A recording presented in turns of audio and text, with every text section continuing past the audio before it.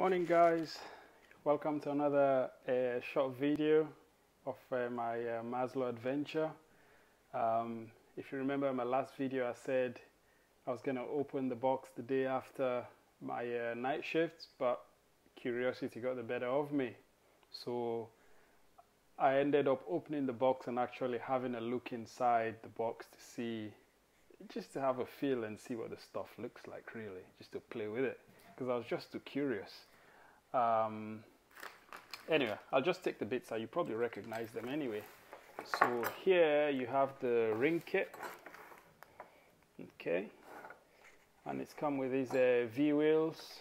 This is the very latest edition of the kit. I've sort of assembled it partly just to see how it goes. Anyway, that's the ring kit. That's what you put on your sled. Your router sits in the middle there. Some of the electronics you'll know already. In here you have your Mega, and there's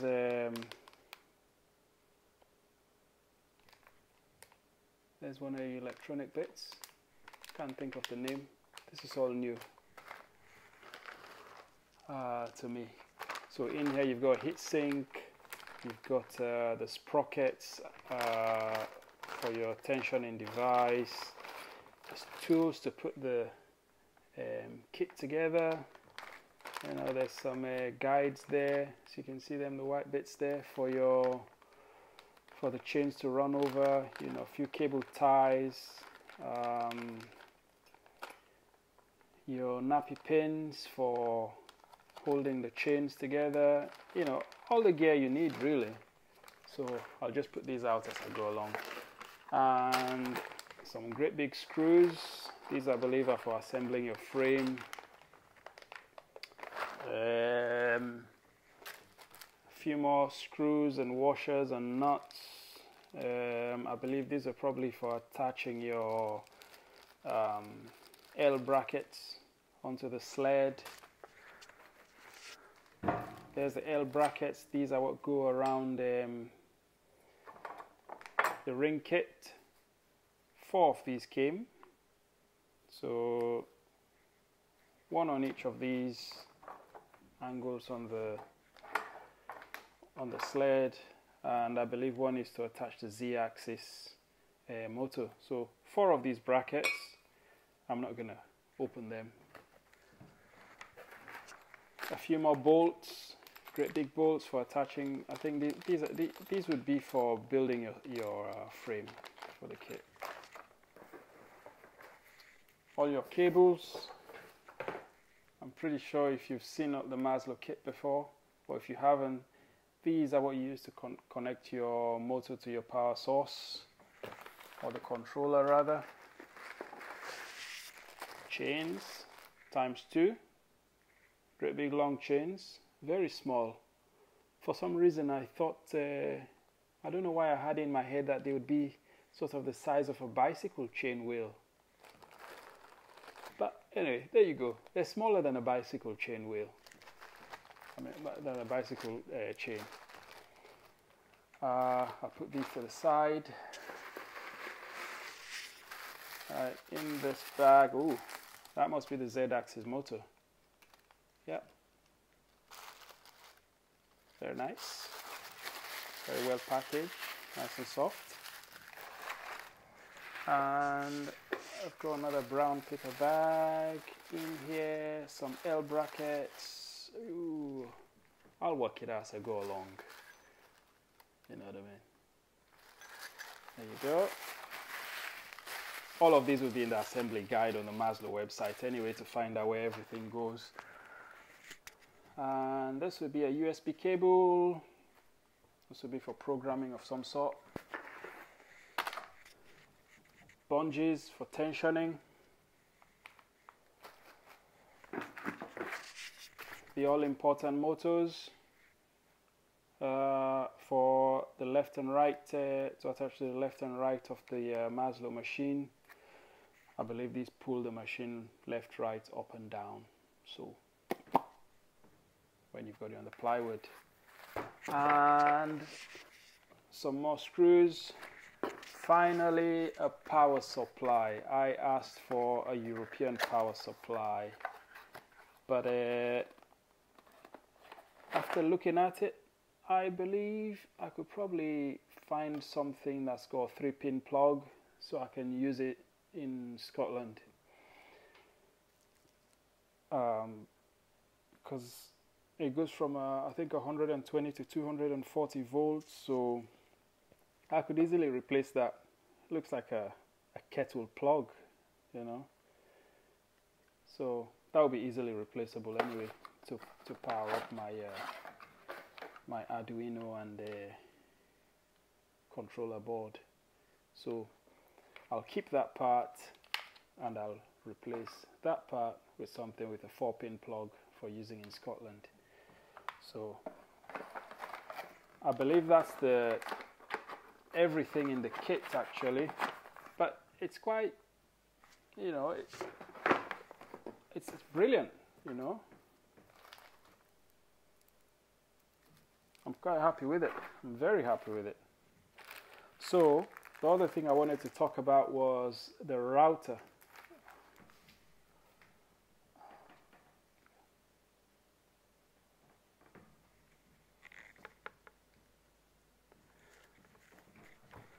Where's my router? Where have I put it? There.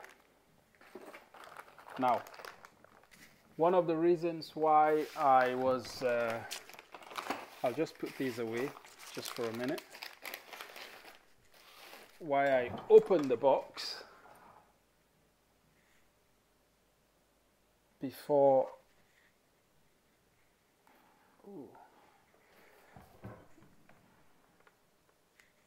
before I said I was going to was, if you remember in one of Bar's videos, he says make sure your router will fit in the middle of this ring. So I panicked and I thought, no, that ring, for some reason it just looks small to me, but I thought my router wouldn't fit in there. There's my router there sitting on the side. Move these aside. I bought a Milwaukee router. This came from the States as well, as you can see. Boom. It fits in there, but there's very little room to spare. You know, so I don't know how this is going to work. But if it comes to it, I'll probably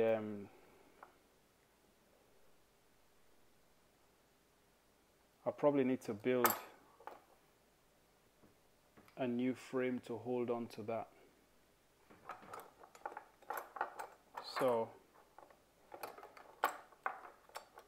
that's where I am with this. But anyway, it's a Milwaukee router. Milwaukee, I'll tell you the number in a minute when I look at the box. It's a Milwaukee 5612-20. It's got the body grip. As you can see that black part there. So you can actually put your hand in and grab it like that and do your routing and whatnot. Now, as you can see, that's where you control the depth. I've taken the knob off that holds that controls that depth. There it is. That's what would usually go there, but I've taken it. It's only held on with a screw. So I took that off to see what that's about 1/2 inch in diameter. And I've also taken the handles off the side, so there will usually be a handle here where you kind of put both hands like that and you can walk the router this way, you know, round and round. So I've taken all those off.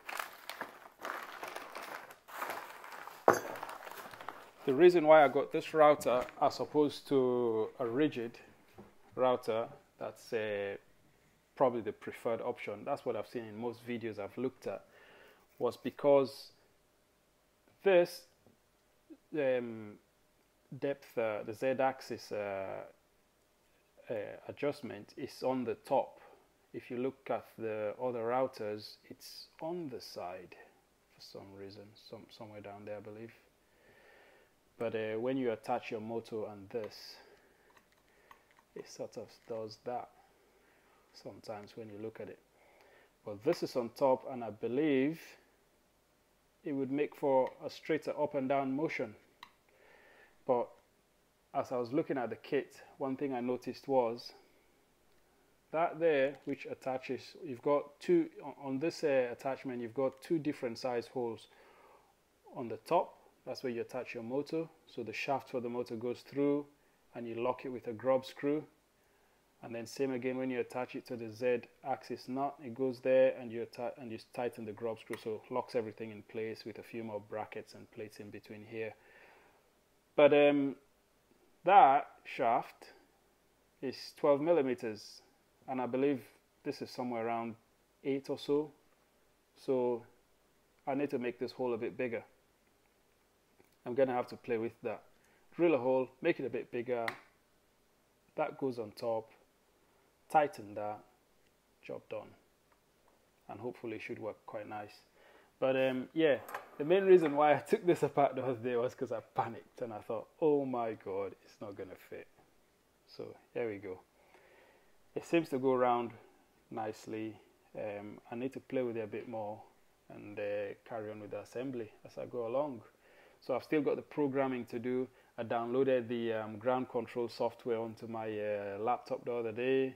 I had a few teething issues with it because I had Norton installed, and Norton kept saying ground control wasn't, it had some security issues and things like that, but I know it doesn't. So anyway, you can go into the settings in Norton, and you go into your a quarantine folder. So whenever you do a scan with Norton, anything that's bad, it puts in a quarantine folder. So you can go into Norton, go into the quarantine folder, and basically restore ground control onto your computer, your laptop, whatever you're using, and it will work fine. And it's worked fine. I've even had a practice, you know, loading some the sled, the G code and all that onto it, and the drawing comes up perfect. You know what I mean? So it works fine. So I've still got to download the Arduino software and load it on, and hopefully that should get me going after I build the frame. So yeah, that's where we are at the moment. I'll keep you updated as I go along. So I'm quite excited, really. Okay, thanks for watching. Bye bye.